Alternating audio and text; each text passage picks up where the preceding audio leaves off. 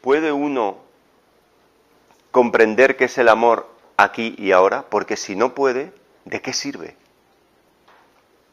Si uno siempre está esperando a que me ocurra algo, que una persona sea bueno conmigo, que un amigo me necesite, que yo sienta la necesidad de ocuparme de una persona, que yo sienta la necesidad de consuelo y por eso soy cariñoso con determinada persona. Si siempre tiene que mediar algo, el amor va y viene, ¿no?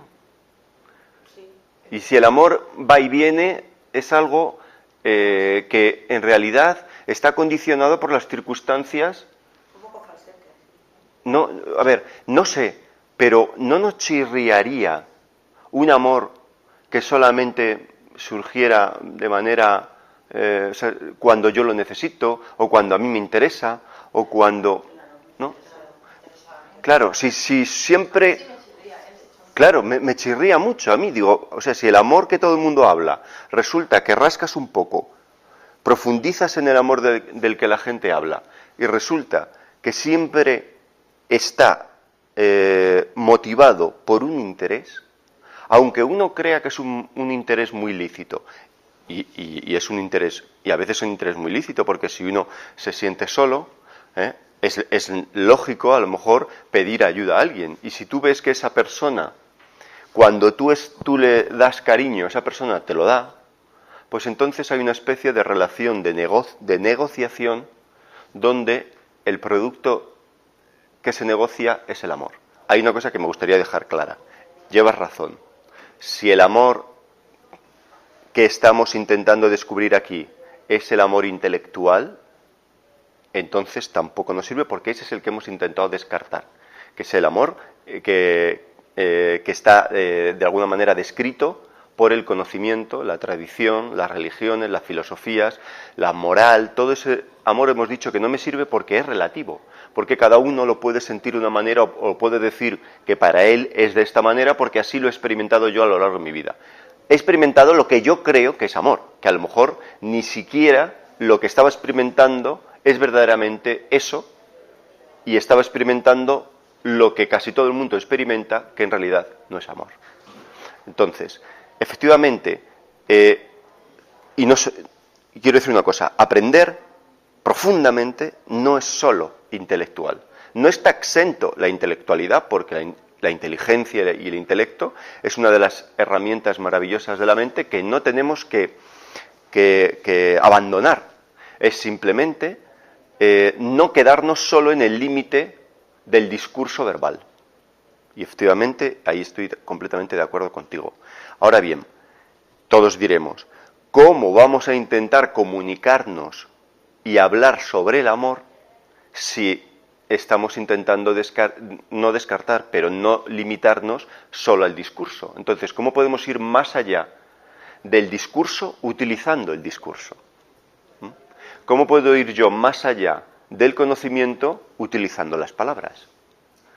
Entonces, claro, entonces, generalmente hay una posible opción que se suele hacer a la hora de comunicar con la gente, que es utilizar de alguna manera un lenguaje negativo, en el sentido, esto no es amor, esto no es amor, esto claramente veo que no es amor, y llega un momento en que reduzco al absurdo o a cero toda premisa intelectual y me quedo con algo que claramente sí siento en todo mi cuerpo que aquello es cierto, pero a la hora de intentar describirlo lo pierdo.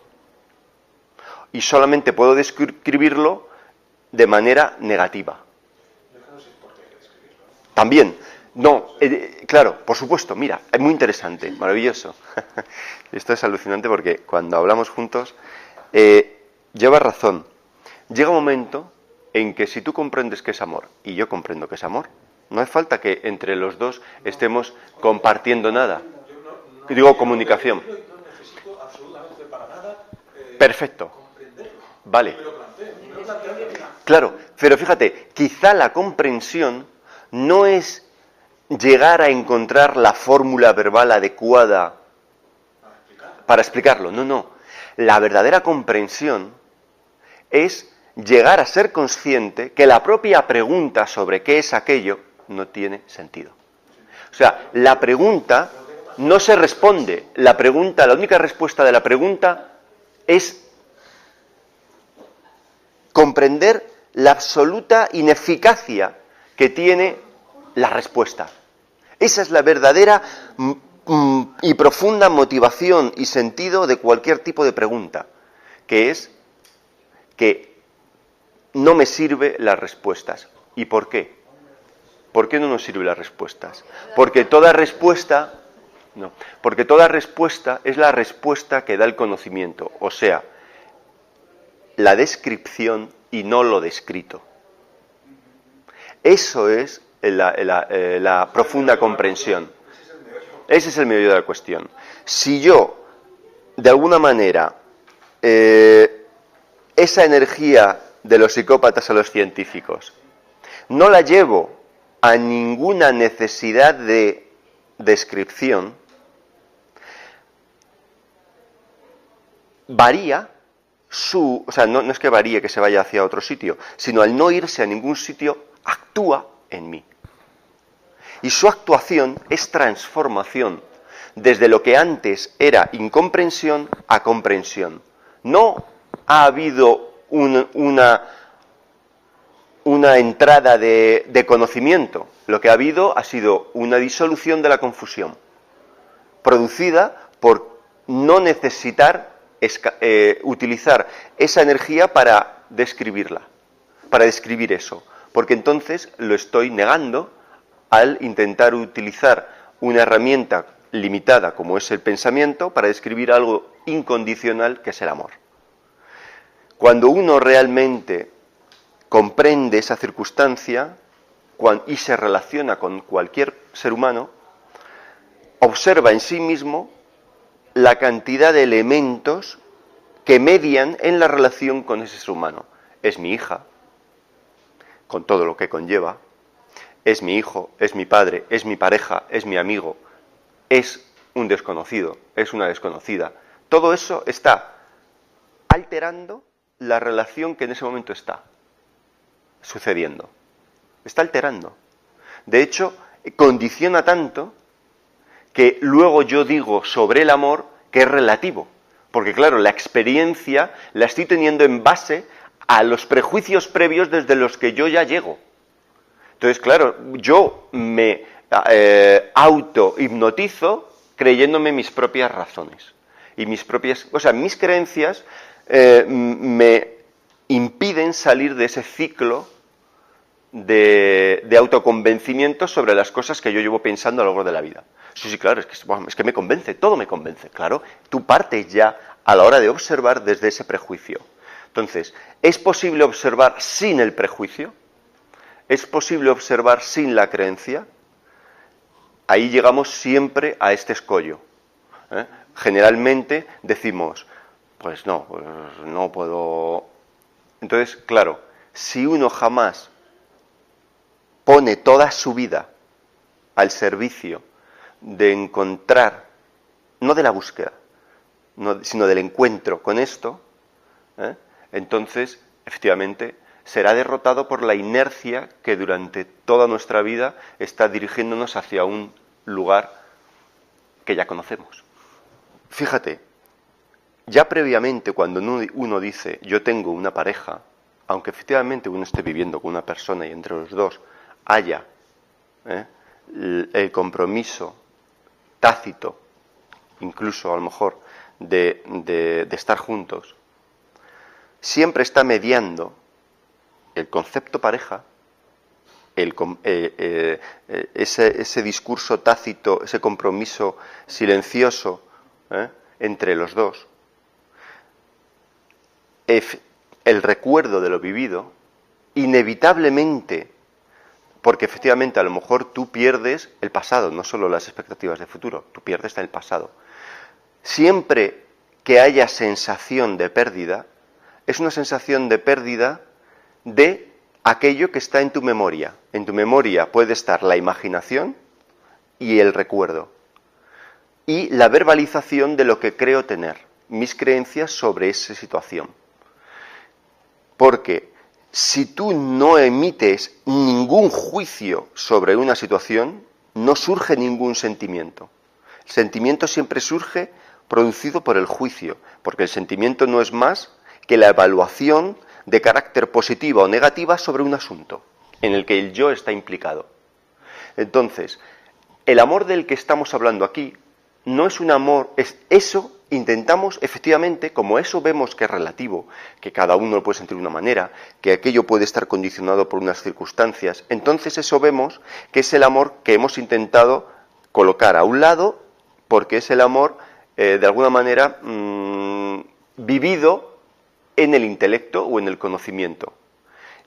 E intentamos ver si es posible que exista algo aparte de ese tipo de amor, que es el condicionado, que es el temporal, no el intemporal, no el incondicionado. Eso es lo único. El que no tiene que ver con la pareja, o sea, no es el amor a un perro, a un hombre, a una mujer, a la familia, a la amistad, al trabajo, no. Es posible que haya un amor que no tenga ninguna etiqueta, que no se vista de ninguna etiqueta y que además, que es una cosa que yo intentaba hablar cuando él lo ha dicho, que lo ha dicho muy bien. Cuando yo doy amor a alguien, el otro día intentamos ver una cosa. ¿Es que el amor siempre tiene que ser algo que yo doy? ¿Es algo que... y además siempre tienen que estar implicadas otras personas para que yo sienta amor? Porque si es así, volvemos otra vez al condicionamiento de las circunstancias que sean adecuadas o no. Porque si a lo mejor no son adecuadas esas circunstancias, yo no voy a sentir amor. Entonces, si mi sentimiento de amor es solamente esporádico, puntual y momentáneo, está dentro del condicionamiento.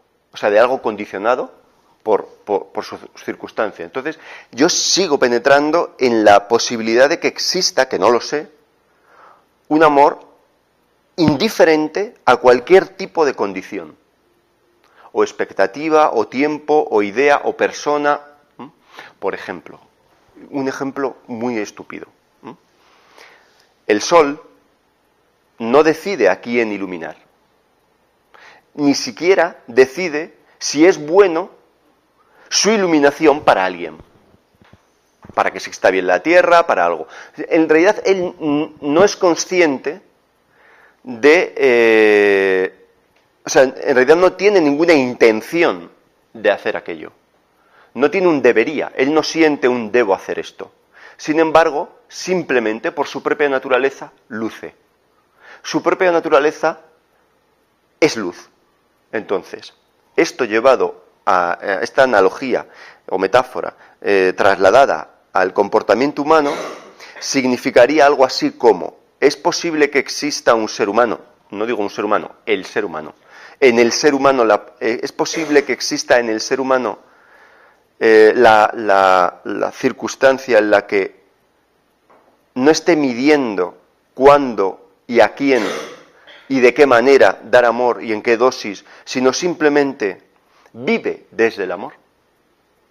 Si os dais cuenta, si yo, al escuchar la pregunta, lo que hace la mente con las preguntas es considerarlas conflicto. Una pregunta nos seduce a producir una respuesta. Y entonces, ¿qué hace el cerebro cuando el yo, de alguna manera, tiene curiosidad por encontrar una respuesta? El cerebro lo que hace es traerte una síntesis de tu conocimiento y producir una idea. Produce una idea. Entonces, uno ve en su propia mente, o sea, ve cómo su cerebro le trae a su mente o a su conciencia la imagen ideal de ese amor. Ahí he vuelto a caerme con todo el equipo. Porque no es un ideal aquello que a lo largo de la historia muchísima gente ha buscado, ha perseguido e incluso se ha matado por él.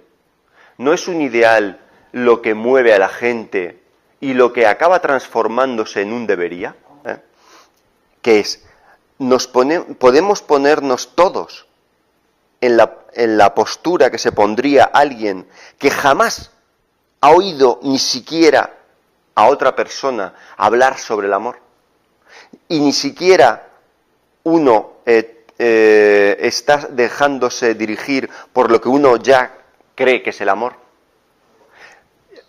Vale, uno dice, no puedo, pero ¿cuándo aquello que a uno le estorba no está presente? Cuando el pensamiento en nuestra propia mente no está presente. O sea, el estorbo, que es todo el conocimiento, todo lo que puede alterar mi visión de esto, ese estorbo es el pensamiento. Entonces, yo puedo observar, volvemos al mismo escollo, puedo observar algo o empezar a intentar descubrir algo de la vida sin que medie el parlanchín que siempre me está diciendo lo que otros han dicho. Entonces, ¿eso cómo puede hacerse? No es que haya dos maneras, es la misma manera, pero se podría describir un poquito de ambas maneras. Una es mirando mi propia mente y viendo cuándo de repente viene mi cerebro y me dice una frase sobre el amor, o hay una imaginación sobre lo que debería ser. Cuando yo veo que estoy imaginando algo sobre el amor, detente o no te sigas, en el sentido, o date cuenta de que aquello es más pasado, es conocimiento. O sea, eso está interrumpiendo mi mirada. Es como si un científico está mirando por un microscopio y está intentando ver una parte de la mitocondria y resulta que se le cruza por su mente, imagínate que fuera por su ojo, o sea, por la lente, se le cruza un dibujo o una fotografía de otra mitocondria que fotografió no sé quién con un microscopio electrónico. Entonces, no me dejaría ver la mitocondria que está ahí, que yo estoy intentando ver ahora. Entonces, ¿cuándo podemos mirar aquello, si existe aquello que es el amor? Primero, y de la manera más apasionada, tiene que ser limpiarnos de lo que ya traigo, de la información que ya traigo, de la información previa. Y eso es posible si estoy atento. Si estoy atento y veo los pensamientos que vienen, no digo que ya los pueda quitar, sino que por lo menos veo que están viniendo. Ya es mucho. Entonces, cuando yo veo que ya estoy opinando sobre alguien, fijaos que esto no es solo filosófico, esto es, llega una persona a mi casa que yo ya conozco, y si yo, al ver la persona, no soy consciente de la cantidad de imágenes y juicios que yo ya tengo sobre esa persona y que ahora están mediando, porque a lo mejor los tengo pero no están mediando, pero si yo soy consciente de que ahora están mediando, estoy alterando mi observación de la persona ahora. Mi propia imagen evalúa la imagen de los demás.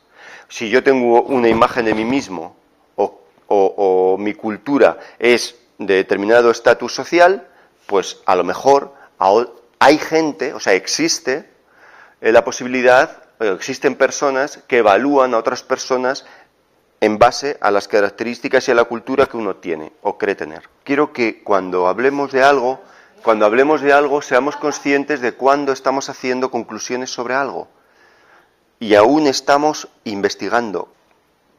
Cuando he traído la pregunta del amor, yo no estoy preguntando sobre aquel. Estoy preguntando, en principio la pregunta sirve, como hemos dicho, para destruir la confusión, no para traer la conclusión. Es distinto. Lo único que lo que hacemos es que cada opinión que tiene alguien del amor, vosotros sois una representación del ser humano, cada una de las opiniones que tenéis vosotros sobre el amor, y aquí lo que se está haciendo es ponerla frente a la realidad en el sentido, vamos a traer ese concepto y ponerlo aquí, ahora. Y al verlo, nos damos cuenta que no es más que suposiciones, condicionamientos, idealismos, no es más que conocimiento, que en el conocimiento no me refiero como el saber certero de algo, sino simplemente datos. Datos creados, vete tú a saber de qué y sobre qué, y sobre todo datos creados desde la pura ignorancia de si eso existe o no, o lo que sea. Entonces, me da igual poner la palabra amor, o poner Dios, o poner libertad, o poner belleza, o incluso poner vida. Pero es un hecho que la gente habla de amor, ¿vale? Ahí estamos de acuerdo, podemos partir de ese punto de acuerdo, porque si yo estoy hablando desde un punto y otro no está de acuerdo con el punto del que yo intento partir, no vamos a hablar a la vez. Entonces, me gustaría que partiésemos de puntos en los que ninguno de nosotros pudiera decir, eso no lo veo. Entonces, por eso vamos a ir descartando, viendo que de hecho la gente habla del amor y dice que sabe lo que es el amor. Entonces, como hemos visto que el cerebro lo único que hace cuando da respuestas o opiniones, lo único que hace es una elaboración del pasado, de lo que creo saber, de la fórmula lingüística, semántica que he elaborado, o sea, de la proposición que he hecho, ¿no? O la fórmula filosófica de lo que es el amor, o lo que sea, ¿vale? O simplemente uno dice, no, yo lo siento, y es porque eso que está sintiendo, él lo denomina con la palabra amor. Otro a lo mejor lo denomina con otro tipo de palabra, ¿vale? Da igual. Como hemos visto que la palabra en sí misma no puede definir o responder a aquello que es ajeno a todo tipo de conocimiento, y además, ¿sabéis por qué es importante esto? No es un capricho mío siempre con el tema del conocimiento. Es importante porque, y ahora le va a gustar a ella, este momento presente es completamente nuevo, y esto no es susceptible de ser sustituido por lo que yo pueda traer en mi mente previamente. Yo no puedo contener ninguna imagen que sea de tal calidad como esta vida que estáis viviendo ahora mismo aquí juntos. Yo no puedo tener ninguna imagen que contenga esa calidad. Con lo cual, si quiero descubrir algo si algo existe en este momento, no puedo partir de reflexiones pasadas. ¿Esto nos queda claro? ¿Estamos de acuerdo? No digo en ningún caso que sea sencillo. No digo en ningún caso que sea sencillo. Lo único que digo es que si eso no queda verdaderamente limpio, por supuesto que no podemos ir más allá. No podemos ir más allá y entonces me daría igual lo que cada uno pensara del amor, que a lo mejor mi idea yo la diría que es más auténtica. ¿Por qué? Porque para mí es así, para vosotros es así. Y entonces, ¿sabes lo malo de eso? Que entonces el ser humano jamás se pone de acuerdo. Y jamás va a caminar juntos. Nunca. Nunca. Y la cuestión es, como veo que el ser humano al día de hoy jamás ha caminado nunca, lógicamente mi mente que me dice, es que no puede. Es que eso no va con el ser humano. Y si crees que va, entonces es un ideal. ¿Por qué digo que eso no ha sucedido? Porque el ser humano sigue adoleciendo de los mismos problemas. Los mismos. Podemos haber pulido un poquito, unas sociedades son mejores y tal, pero ¿por qué son unas sociedades mejores? Porque tienen menos presión, nada más. Tú coges a un niño y le presionas, y la energía, la vitalidad de ese niño, al ser presionada, sale eyectada de manera radical hacia cualquier sitio. Pero ¿por qué en sociedades menos presionadas la gente está bien? Pues por eso, porque no hay intensidad, no hay urgencia, no hay esa presión. ¿Por cuándo surgen los problemas en las sociedades capitalistas? Cuando hay presión. Entonces hay estreses, hay ansiedades y todo eso. Cuando hay presión en sociedades menos educadas, menos tal, pues se producen actos violentos fuertes, cosas radicales, se apegan a lo poquito que creen saber y eso lo fundamentalizan.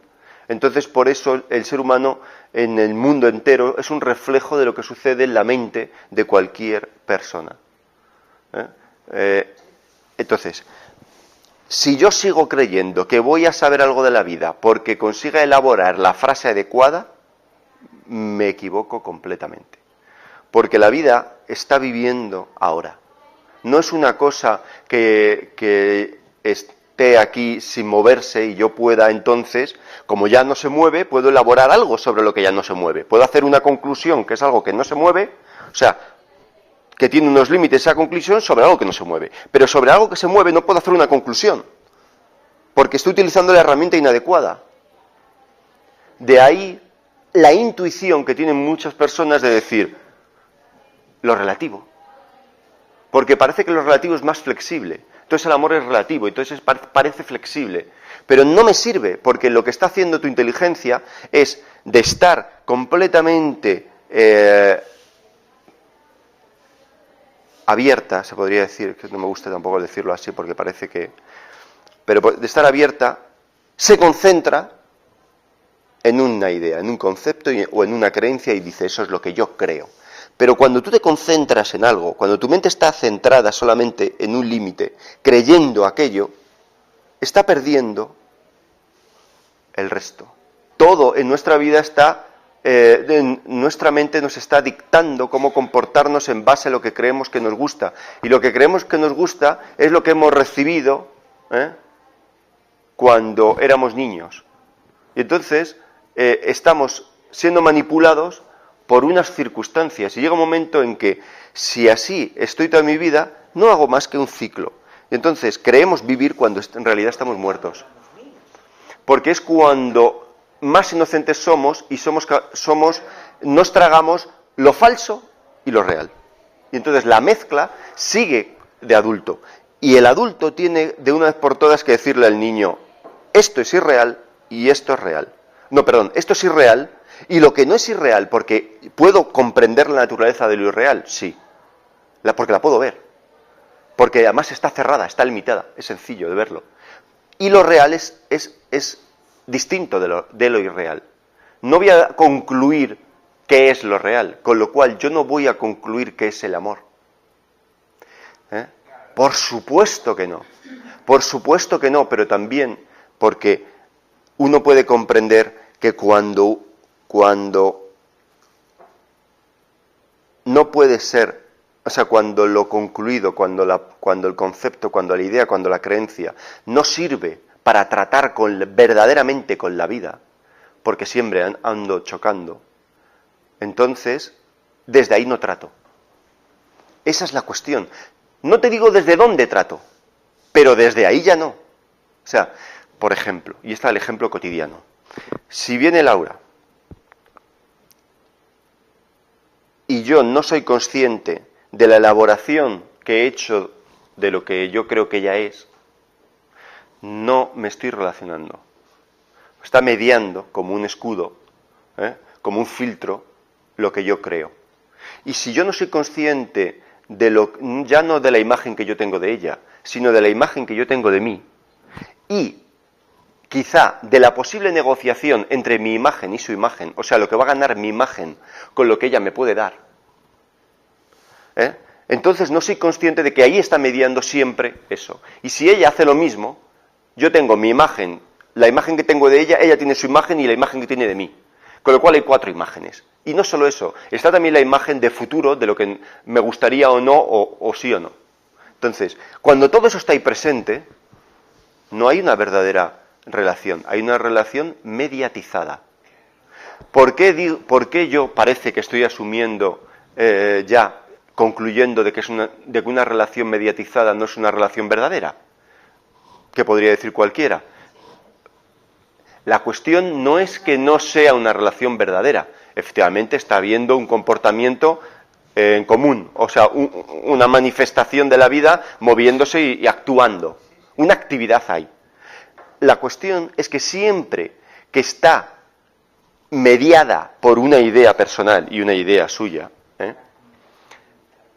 Por supuesto, la comunicación es limitada, pero es que además lo que está sucediendo ahí es que el entorno va a ser ajeno a la... O sea, yo no voy a percibir el entorno, no voy a percibir todas las posibles expresiones de aquel ser. Entonces, cuando uno es consciente de todo eso y ya verdaderamente lo siente como irreal y no se deja seducir en el sentido de atrapar por la idea, cuando para ti eso ya es cierto verdaderamente, tú no tienes nada más que hacer, pero puedes constatar que eso ya no sirve de nada que esto yo lo diga, pero puedes constatar algo que está ahí, también presente, y que está presente cuando el pensamiento no está, y cuando toda esa seducción que había sobre el pensamiento no está. Y eso que está presente es algo que impide la distancia entre lo que ella sea y lo que yo sea. Y al no haber... No, lo que impide es la distancia, porque la cercanía parece que yo tengo que acercarme. Cuando no hay nada que impida la distancia, por supuesto no voy a necesitar un discurso sobre aquello, no voy a necesitar un discurso sobre qué es el amor o qué no es, o si tiene posibilidades o no. No me hace falta absolutamente nada. No hace falta no es de carácter intelectual, no es de carácter emocional, en el sentido de que yo tenga que sentir de repente algo nuevo. No es algo que directamente cuando el pensamiento no está mediando, aquello está ahí. Eso que está ahí, llamémosle como queramos, da igual si le llamas de una manera o de otra, pero es completamente distinto al amor condicionado. Eso queda muy claro. Pero eso no queda claro cuando solo uno intenta analizarlo desde el condicionamiento mental, que es desde el concepto, desde el pensamiento. Cuando yo intento analizar la realidad a través de una formulación filosófica o a través de un discurso mental, lo que estoy haciendo gravemente es no respetar lo que ahora está sucediendo en toda su expresión, porque a mí me interesa más mi razonamiento que lo que está ahí vivo.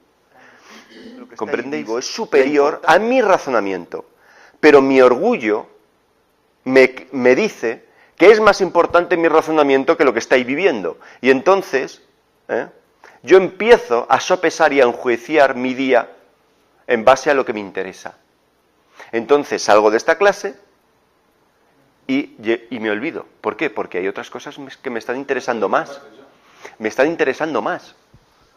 Me interesa ir a casa, o sea, no es que me interese ir a casa, sino hay otras cosas que me interesan más. Y llega un momento en que así paso toda la vida, que nunca profundizo, porque cuando profundizo un poco, luego ya me canso y hay otra cosa que me interesa más, y entonces ya no profundizo. Y siempre estoy haciendo 1000 agujeros de 10 centímetros, en vez de uno de 1000 metros. Entonces la cuestión es, ¿en qué momento nos pondremos a cavar solo en el mismo sitio? En vez de estar cavando solo cuando alguien me lo pregunte, cuando haya un tema interesante de charlar entre amigos, o cuando de repente algo me ocurra en mi vida de que se muere un familiar, tengo una enfermedad, un accidente, algo gravísimo, o simplemente me deja una pareja, o yo no puedo olvidar a esa persona, todo ese tipo de cosas, solamente me pongo a escarbar cuando eso sucede. Y cuando yo escarbo poquito, porque enseguida me canso, pues pido que otro escarbe por mí. Entonces me voy a un psicólogo y tal.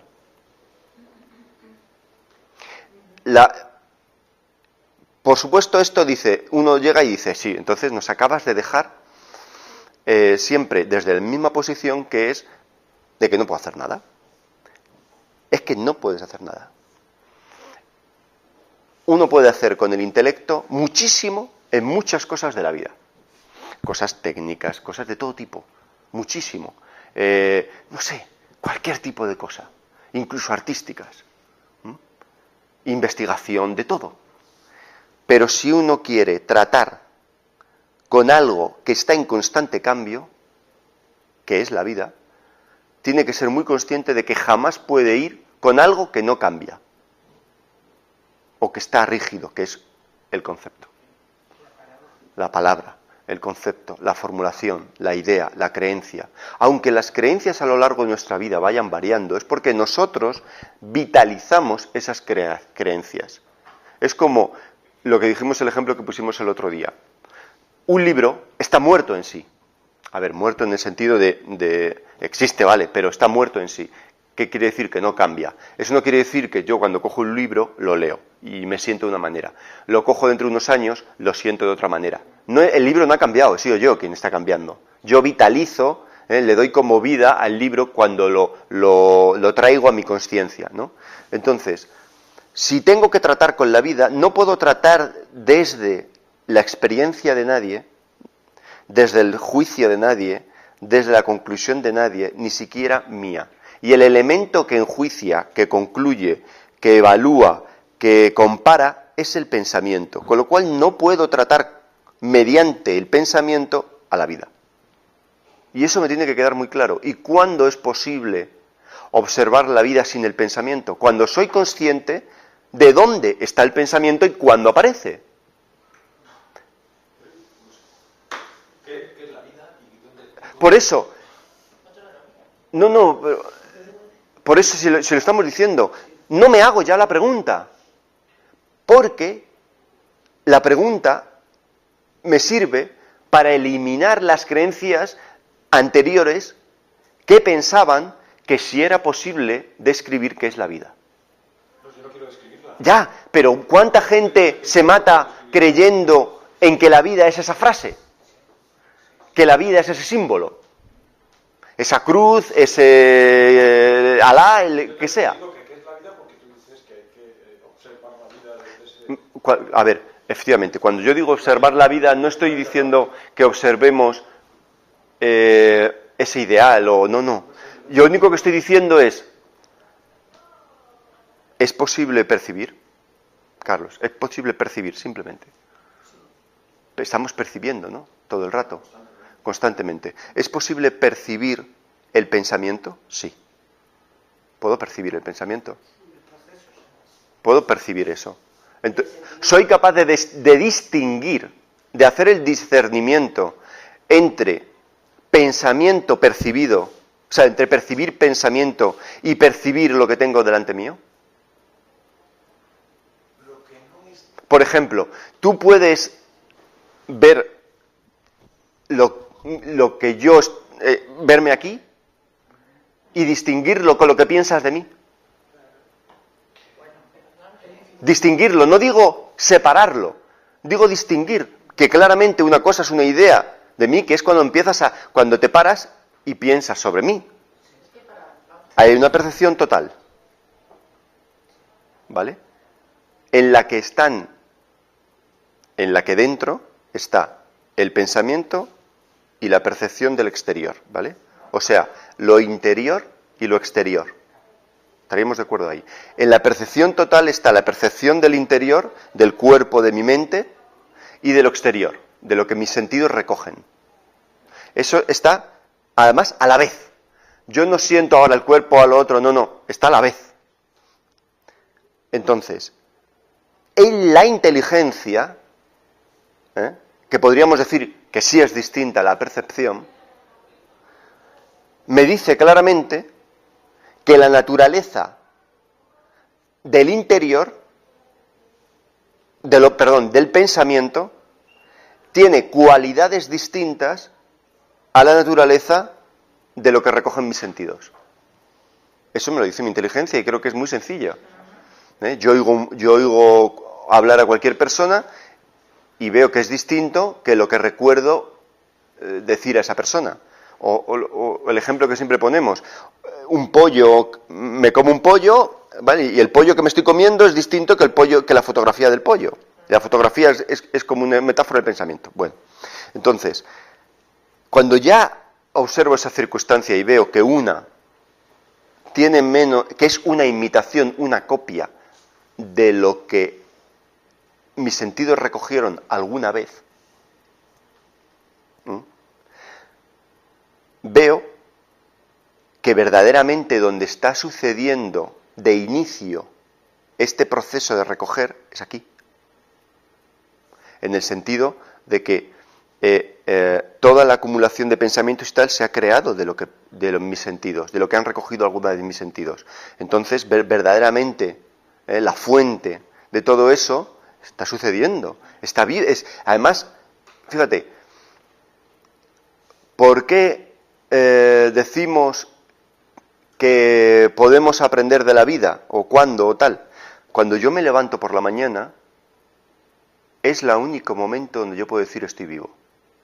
Cuando estoy durmiendo no tengo posibilidad de razonar si estoy vivo o no, porque no existe consciencia que pueda discernir entre un momento y otro, entre una cosa y otra.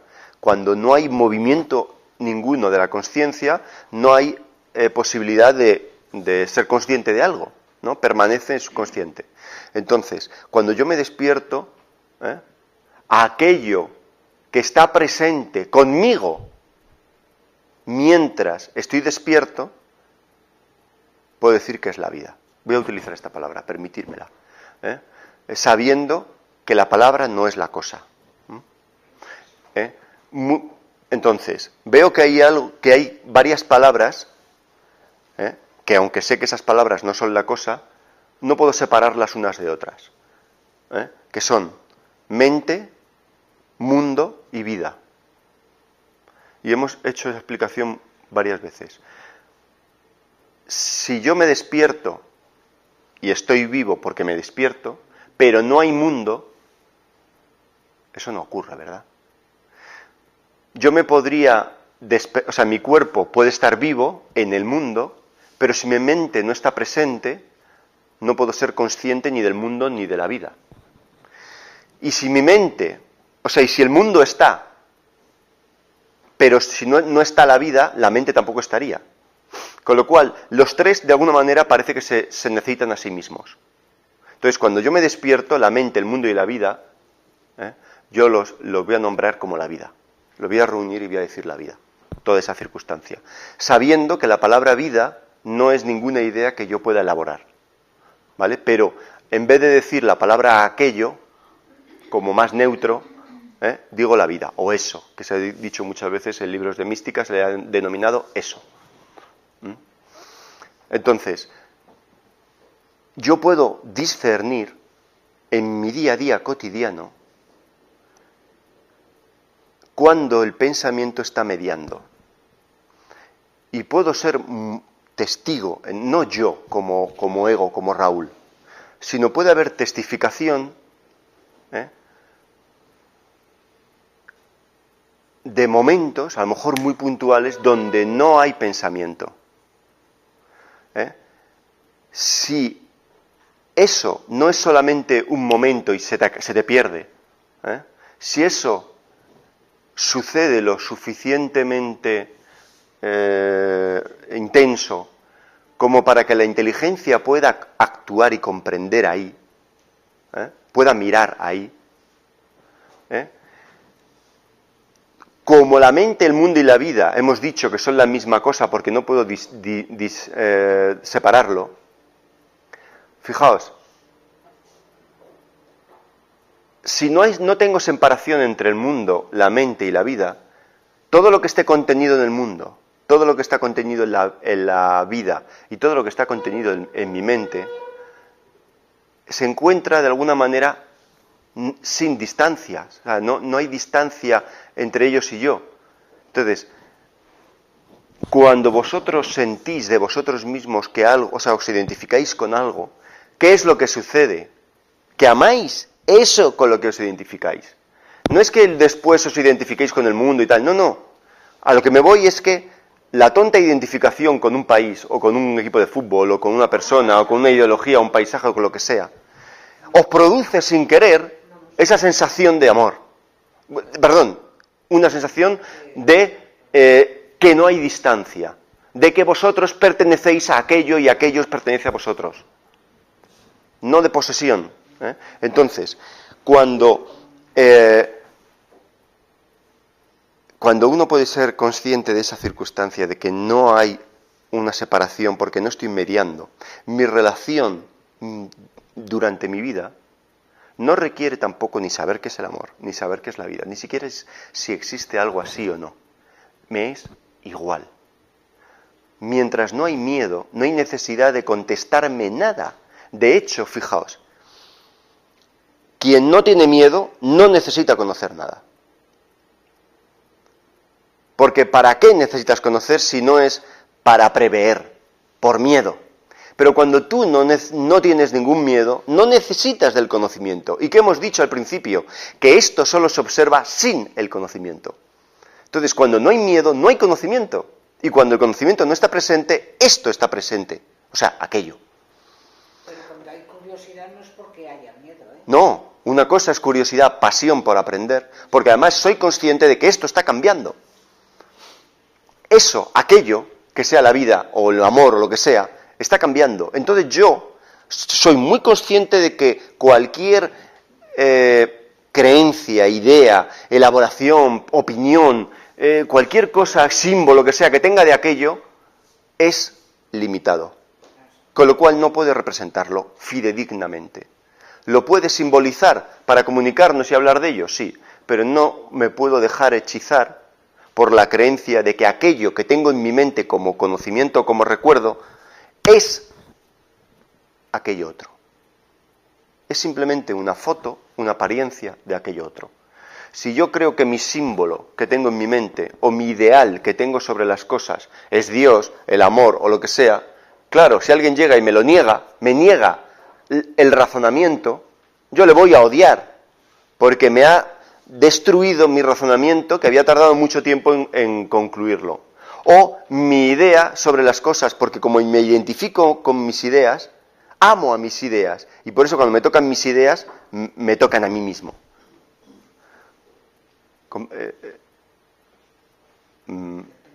Estamos profundizando en esto. La cuestión no es... Esto tiene muchas implicaciones. Esto tiene muchísimas implicaciones en el comportamiento de la gente.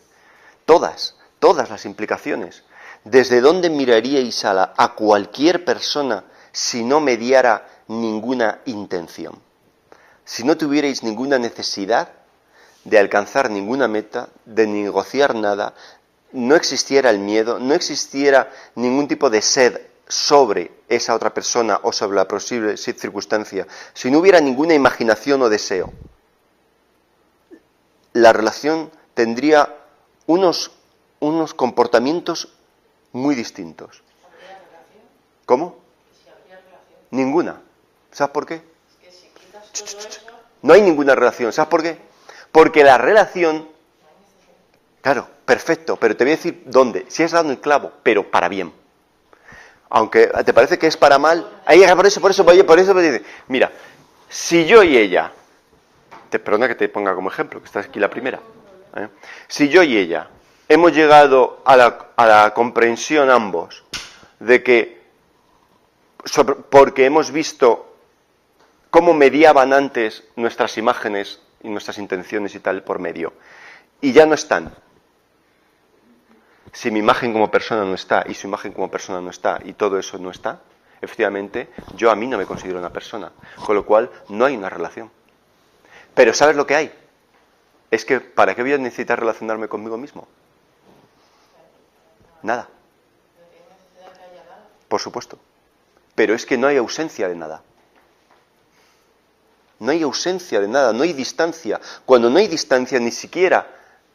Mira, cuando hay relación, fíjate, la palabra relación tiene el mismo prefijo que repartir.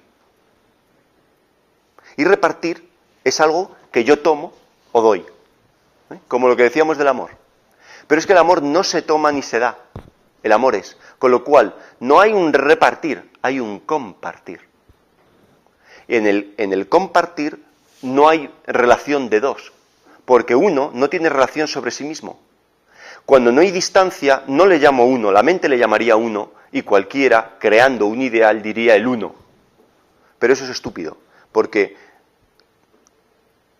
la vida y además está perfectamente descrita negativamente, es no dual.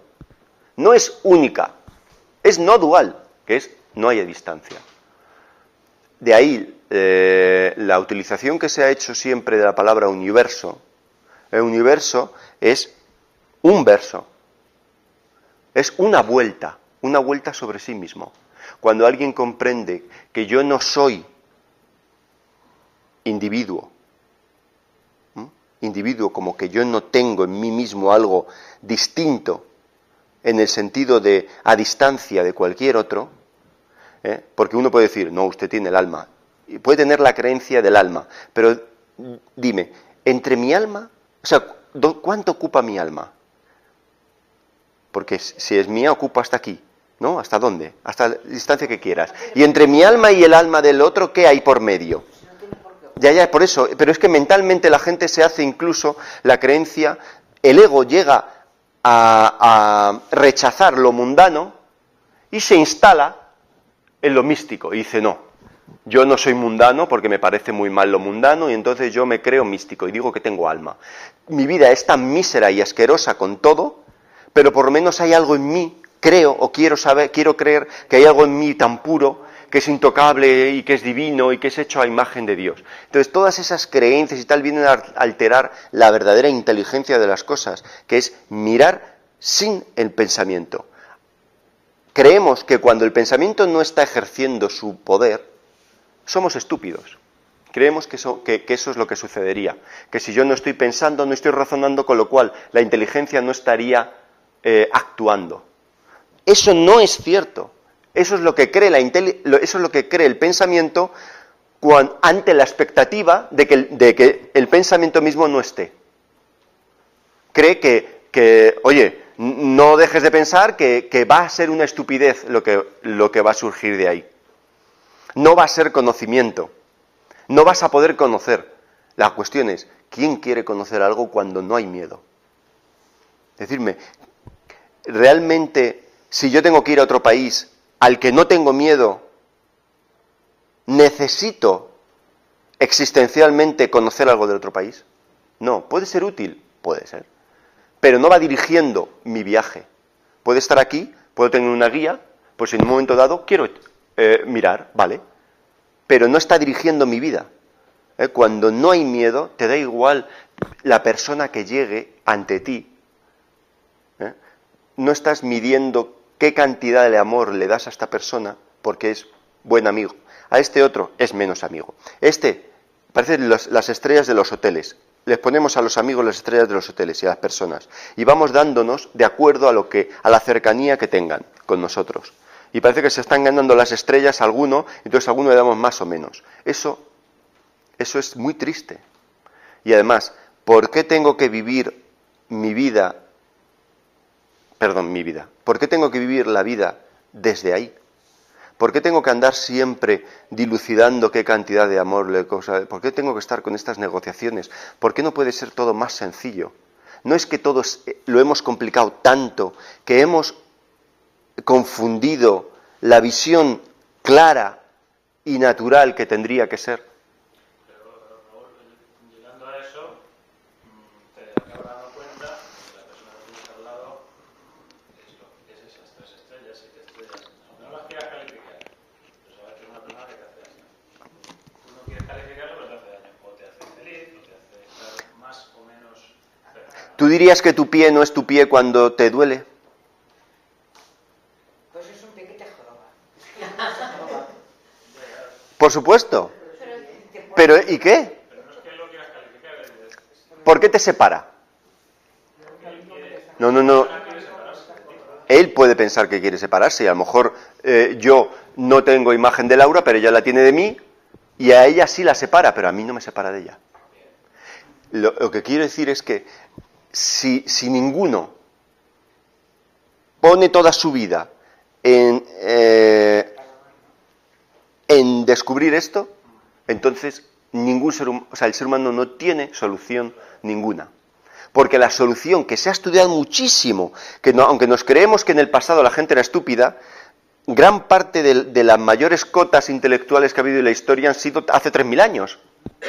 o 2500. Con lo cual, la gente no era estúpida, era muy lista. Y han intentado hacer pruebas, variaciones de intentos intelectuales e ideales sobre y manipular el comportamiento de las personas para ver si por ahí se solucionaba todo. Pues no, el ser humano todavía sigue sin solucionar. Pero es que nunca han mirado en la posibilidad más allá del pensamiento. No han mirado. Porque el pensamiento mismo les decía antes, no mires por ahí, porque allí no hay nada. ¿Sabes qué es lo que le decían? Hay vacío. Y no es que haya vacío. No hay algo. Pero aquello que no es algo no es vacío. Es libertad. ¿Y qué es el amor sino libertad? Cuando no hay forma, cuando no hay concepto, cuando no hay pensamiento mediando, cuando no hay distancia, no es que haya vacío, es que hay libertad. Y la libertad no es verdaderamente, o sea, una mente en profunda libertad, no hace falta que diga que ama, es que no puede hacer otra cosa. No es que yo quiera llegar a ese ideal, es que no puedo hacer otra cosa. Es que aunque venga una persona chinchándote, es que no puedes hacer otra cosa porque has comprendido que, o sea, has dejado de estar confundido. Solo hablamos, ¿sabéis para qué? Para dejar de estar confundidos. No podemos hablar para otra cosa, porque es que no hay otra cosa, eso ya está. Lo que pasa es que al estar confundidos, todos nos tropezamos. Perderíamos la capacidad de odiar. El odio es una confusión. Tú no odias, si tú odias tu pie porque te hace daño, es una estupidez, porque, ¿qué? Rómpetelo. ¿No te va a doler más rompértelo? Esto es, por ejemplo, ¿qué sucedió en la Alemania nazi? Cogieron a los que odiaban y los mataron. No solo los que odiaban, también a los propios alemanes que eran que tenían un problema físico, que tenían menos capacidades intelectuales y todo, y de eso formaban parte, era el pie que les dolía y que se lo querían arrancar. Al arrancarte el pie porque te duele, estás más cojo. Porque tú no puedes extraer de la realidad lo que no te gusta. La realidad es total, no solamente lo que te gusta o no te gusta, eso lo hace la mente. Porque la mente es solo división en sí misma. La mente es división, solo divide. Es una cajonera que mete las cosas en cajas, ya está. ¿Qué dijimos por qué mete las cosas en cajas el cerebro? ¿Por qué las mete? Porque como desde niño nace en ignorancia, lo absorbe todo como una esponja, la esponja llega un momento en que no aguanta la cantidad de cosas que ha cogido. Y entonces, como alternativa útil a eso... Pero entonces, ¿qué sería? Que tú, esa persona o esa cosa, cuando llegáramos o cuando yo llegara a esa situación, yo soy el universo, soy todo. No. Ya lo sé. Si uno trata de imaginar cómo sería uno cuando llegase a aquello, efectivamente, la imaginación te va a hacer creer que tu yo tiene que expandirse. No, pero yo no me imagino, si es que lo estás diciendo tú. Ya. No se quede bien. Sí, vale. Yo no me imagino. Vale. Estoy intentando comprender lo que tú Vale, dices. pero no se puede comprender desde el razonamiento que yo hago. Porque mi razonamiento lo que tiene que hacer no en vosotros. El razonamiento que tenemos, que hemos visto claro aquí. Vamos a ver, por eso llego a esa conclusión, porque me has dicho que tú no puedes odiar tu pie. Ya. No es que no pueda odiar mi pie. Puedes cortar el pie. Y entiendo, con esa contestación que me has dado, Sí. entiendo que es que tú eres todo. No, yo no es que sea todo. Es que yo sé que no estoy a distancia, pero no es que yo no esté a distancia, no es que Raúl no esté a distancia, sino uno lo que comprende es que no hay distancia. No es que yo no esté a distancia, porque entonces estaría asumiendo la realidad de un yo que cuando uno se pone a mirar, no la ve. Y cuando no la ves porque no la encuentras por ningún sitio, dices, es que no está. Lo que pasa que, efectivamente, eso no quiere decir que yo deje de sentir o algo, eso es absurdo. Una cosa es que coloquialmente hablemos diciendo yo, Raúl o lo que sea, y otra cosa es que profundamente tus emociones, tu sentir, tu profundo, no sé, eso que sea, que te influya o que te arrastre, no se vea manipulado por una posible confusión. Nada más. No supone tener que aceptar la creencia de que yo soy el universo. Eso es absurdo. De verdad. Eso viene en muchos libros porque... ¿Y entonces qué tiene que ver el tema del pie? El tema del pie tiene que ver a que si vemos el ejemplo práctico de que si yo, porque me duela el pie, ya quiero separarme de aquello que me duele, lo único que estoy creando es más dolor.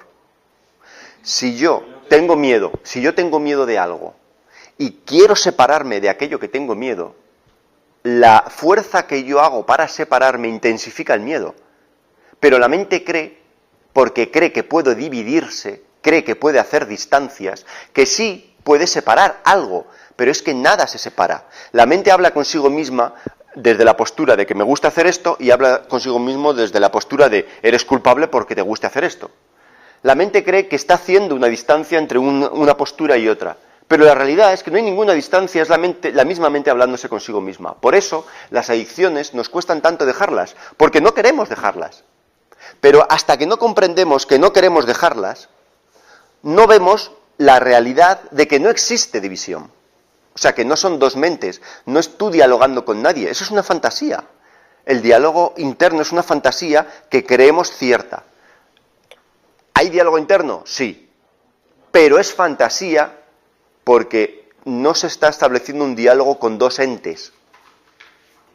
Es el mismo ente dialogando. La cuestión es que cuando comprendes que no hay dos entes, sino la misma ente entre tú y yo, no dialogas, ¿verdad? Por eso, ¿qué más da que hablemos de... ¿Qué más da que tengamos que llegar a un acuerdo entre una cosa y otra si no va a cambiar nada de eso? La vida es más interesante por la belleza que contiene, más que por intentar encontrar la frase que concluya la verdadera definición de lo que la vida es, creyendo que al utilizar esa frase, algo, de repente, va a cambiar.